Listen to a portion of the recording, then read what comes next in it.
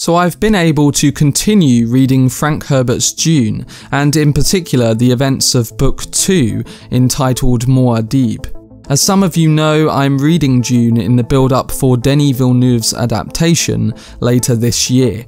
As someone who personally isn't affected by reading a novel before an adaptation, my experience with reading Herbert's book has been fantastic thus far, and it has me greatly anticipating the film even more. But in this video, I'm going to be focusing my thoughts on Book 2, breaking down my initial reaction to reading Dune for the first time.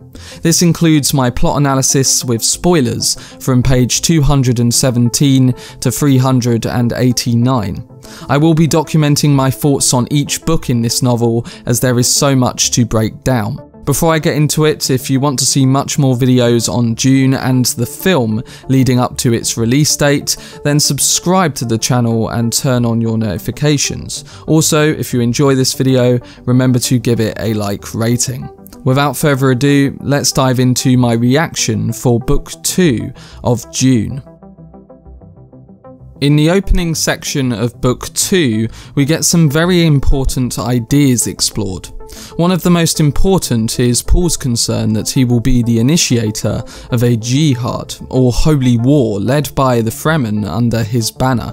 Paul worries that the jihad will spread across the universe as the Fremen and the House of Atreides kill everyone in their path. Paul believes that the reason for this jihad is that it will renew the human gene pool, which has been lifeless for a very long time. Paul seems to resist these possible futures, and I'm guessing that he will continue to analyse his options in every situation, trying to predict their outcome and attempting to take the course that will prevent such a long and violent war. The jihad is the embodiment of Paul's sense of terrible purpose, a cursed fate that he feels he must resist. Another important idea explored in this section is water. Obviously, this was a big talking point in Book 1, but we get some more explanation in this book. Instead of mourning the loss of lives, the Fremen quickly treat the Atreides' corpses so that they can extract their water. The Fremen ask for the water bond with Hawat, which is the equivalent of a blood oath. Now, in a situation in which water is a scarce resource, Jessica finds herself thinking more in terms of conserving water. Spitting and crying are considered noble acts because they involve a sacrifice of precious water, which we also saw demonstrated previously with Duke Leto. A lot of this focus becomes more central in the minds of Paul and Jessica as they are alone across the vast landscapes of Dune trying to survive. It's almost like a learning period for the two characters. We also get another key plot development between Paul and Kynes. Paul wins the loyalty of the Fremen's religious leader by offering his own unconditional loyalty. As a result, he recognises the importance of the Fremen to desert power, which is required to maintain control of the planet Arrakis. However, Paul is earnest in his offer of help and in his desire to make Arrakis into an Eden full of plants and animals. Paul's alliance with the Fremen is partially made out of political necessity. Without the Fremen's help, the Atreides are lost, but also because he believes and supports the Fremen's desire to change the world for the better. The meeting scene is also paramount because it sets up Paul to replace the godlike Kynes as the spiritual and military leader of the Fremen, following the Harkonnens' murder of Kynes later on in this book. Moving on to the next section, we start to gather a greater perspective towards the idea that Paul is destined to fill one of the most common roles in fantasy and science fiction, that of the saviour who will lead his adopted people to victory over their enemies. In fantasy and science fiction, the One often leads his people to victory by using violence. Paul is acutely aware of the significance of his power and the bloody jihad that may be an unavoidable consequence of that power. The interaction between the Fremen and the Atreides in this section is very complex. The characters often make references to a back history that has not been mentioned earlier, and sometimes is never explained. For instance, Jessica manages to attack and defeat Stilgar, the leader of the Fremen. Jessica's feat is impressive since we have seen how easily the Fremen butcher the Sardaukar. We assume that Jessica's supernatural abilities are based on her Bene Gesserit training, but this is unclear. After Jessica's training is called the Weirding Way, and I learnt more about the Missionaria Protectiva, which is the Bene Gesserit mission to spread legends in the universe, I became even more confused. Like the worlds in other major works of science fiction or fantasy, the world is rich in detail and back history, but that information is often only hinted at in the course of these first 2 books. With Dune being set against 10,000 years of human political history, including the development of a set of human beings with almost mystical abilities, known as the Bene Gesserit, I have found it complexing at times to grapple around some of these ideas. Saying this, there are also many things that with focused attention to details I was able to put together, and I found this book would give me a lot more peace of mind with understanding some of the different connections. In particular, the relation to religion became more clear to me, and I was able to understand the importance of its role in Dune. It helps establish and maintain traditions, even though the traditions themselves are fabricated. A key tactical aspect of the Bene Gesserit is the Missionaria Protectiva, which has planted safety values throughout Arrakis. These safety values are stories spread by a Bene Gesserit who went to Arrakis a long time ago. The stories included a tale about a saviour who would lead the people of Arrakis to paradise. If a Bene Gesserit came to Arrakis many years later, she would be safe from harm. She would reference the old stories, and the Arrakis people would believe she was their saviour. We gather that the Arrakis people believe that Jessica and Paul are their saviours, and that they will help Arrakis become a lush green paradise. The Bene Gesserit use these fabricated traditions to preserve and protect their people. Although their religious beliefs are made up, the traditions serve as an important purpose in spreading the knowledge and power of the Bene Gesserit to other worlds. I found it to be a weird but powerful connection to some of the stuff happening in our world, and that really helped me understand this ongoing concept. But then we lead into one of my favourite moments in Book 2, where the Fremen officially welcome Paul into their clan, and he starts to fill the role of saviour of the Fremen. Unfortunately, for Paul's acceptance to be complete, he must first kill Jamis. The ritualistic shedding of blood is a powerful step in Paul's development. Regardless of his newfound intelligence, he is still only 16 years old. Paul's win also serves to induct him into many of the tribe's rituals.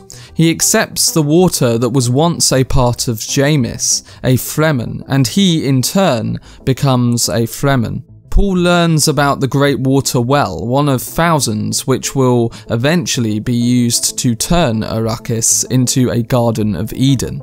The Fremen plan to save up enough water until they are able to start a complex ecological plan to change the planet's climate. It's also intriguing that Paul becomes part of the Fremen clan, not because of his supernatural powers, abilities, or technological understanding. Instead, Paul earns his place in the clan when he kills another man during an almost prehistoric show of power during the duel. Paul's killing of Jamis felt like an important way of passage, but Jessica makes sure that Paul realises the gravity of what he has done. She reminds him that he should not take pleasure in his triumph.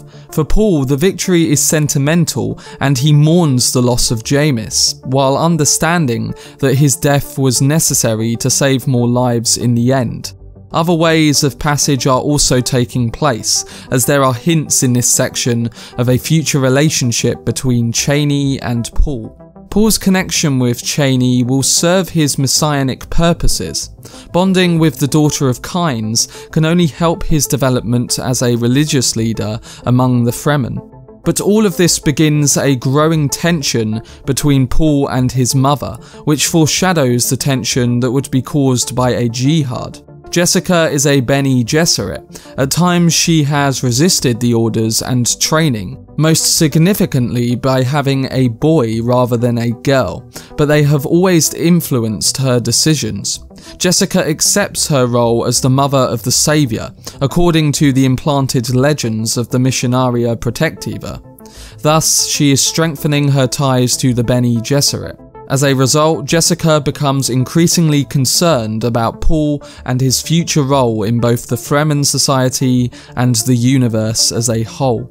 She realises that he is the Haderach according to the legends, and the Bene Gesserit have very specific plans for Paul to alter the gene pool of the universe. Paul, however, knows that there can only be one result of the Bene Gesserit's plans, and that is war. This continues into the final section, and in particular we go deep into the melange's effect on both Jessica and Paul, and how it raises their awareness to unnatural dimensions. In the case of Jessica, the drug allows her to converse with and then absorb the spirit of the previous Reverend Mother. At the same time, Jessica incorporates the spirits of all Reverend Mothers before her, and absorbs all their memories. The inclusion in the novel of drugs leading to mind-altering situations is not surprising, since Herbert wrote Dune in the 1960s, when drug experimentation was entering the mainstream consciousness of America. These drugs, however, seem to have beneficial effects as they heighten intellectual and also sensual awareness. Jessica is able to read the memories of thousands of years of Bene Gesserit and find some meaning in their history. The spice drug in such a pure form allows Paul to see the grey turmoil of his future more clearly than ever before. The melange's effects suggest the intricacy of Paul's balance between two sides. He sees the Harkonnens, the Emperor, and the Bene Gesserit on one side, and the Fremen on the other, with himself walking a careful line between them. Melange also heightens the awareness of the unborn child inside Jessica, suggesting that Aaliyah will also have to cope with superhuman powers. Based on this ending, I'm guessing that in the womb, Aaliyah is conscious of herself and her place in the history of the universe. Like Paul, she will be born with the knowledge of all the sins, problems, and pains of the past, as she will have all the knowledge and collective consciousness of humanity. Her birth would be the fulfillment of Jessica's belief in the Bene Gesserit, a religion. With Aaliyah potentially having all of this knowledge of the universe and godlike abilities, it will be interesting to see how all this plays out in helping the Fremen transform their planet into a paradise. But that was my reaction towards Book 2 of Frank Herbert's original novel. I must say I liked the greater focus on Paul and Jessica in this book when comparing it to Book 1. Book 1 felt like it was really pushing me into the world of Dune, its characters and the themes, with so much to take in over the course of those first 200 pages. However, Book 2 really focused on giving certain answers and development for the main two characters that we follow, and I felt a lot more comfortable in trying to piece together all of the details. I'm very interested to see where Paul goes in this final book of the opening novel, and how he deals with the balance between the Fremen and all the other parties. I'm also looking forward to seeing Aaliyah's place in the future of the desert planet. This book very much got me intellectually thinking about the future and the growth of character, and overall I'm really enjoying my time delving into what Herbert has created, and it's definitely building my excitement even more for the adaptation. But that's what I took from the second book, and I'm looking forward to sharing my thoughts on Book 3 of this first novel. Let me know down below how you feel towards Book 2 of Dune, and also feel free to comment some other interesting points about the novel that can help me and other readers. For more videos surrounding Dune 2020 and Frank Herbert's original novel, then subscribe to the channel and turn on your notifications. Also, if you enjoyed this video, remember to leave a like rating. I will be covering Book 3 over the next few months, alongside news and topics for the film whenever new information comes out, so look out for all of my upcoming videos. But anyway, I hope you guys enjoyed it. I've been Cortex, and as always, make some noise.